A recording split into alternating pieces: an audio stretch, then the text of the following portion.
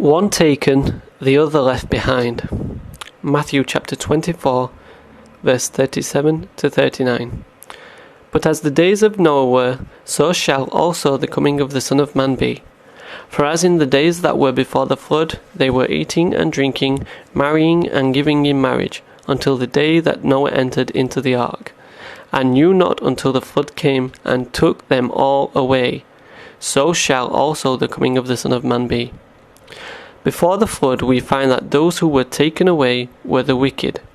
We find in Genesis chapter 6 verse 23, "And every living substance was destroyed which was upon the face of the ground, both man and cattle, and the creeping things, and the fowl of the heaven, and they were destroyed from the earth, and Noah only remained alive, and they that were with him in the ark. Some were taken, and some were left." And it tells us that this would be the same case when Christ returns. Where were the wicked taken? The wicked perished in their sins. They were taken and destroyed. Going back to our parable in Matthew, we read from verse 40 to 44. "Then shall two be in the field, one shall be taken and the other left. Two women shall be grinding at the mill, the one shall be taken and the other left. Watch therefore, for ye know not the hour your Lord doth come. But know this, that if the good man of the house had known in what watch the thief would come, he would have watched, and would have not suffered his house to be broken up. Therefore be ye also ready, for in such an hour as ye think not, the Son of Man cometh."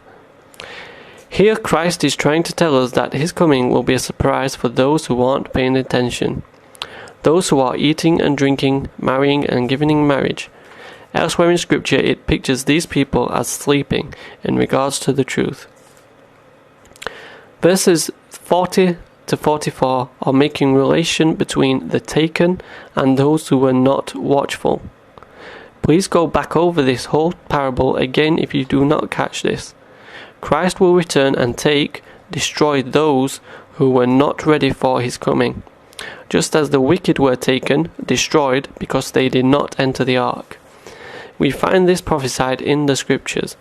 Isaiah chapter 24 verse 6. "Therefore hath the curse devoured the earth, and they that dwell therein are desolate. Therefore the inhabitants of the earth are burned, and few men left." The righteous are the ones who are left. What is it that causes the earth to be devoured and the inhabitants to burn? 2 Thessalonians 2 tells us in verse 8, "And then shall that wicked be revealed, whom the Lord shall consume with the spirit of his mouth, and shall destroy with the brightness of his coming." Further supporting this answer of who is taken and who is left behind is the parable of the wheat and the tares. In Matthew chapter 13:30, "Let both grow together until the harvest. And at the time of the harvest I will say to the reapers, First gather together the tares, and bind them in bundles, and burn them, but gather the wheat into my barn." Conclusion.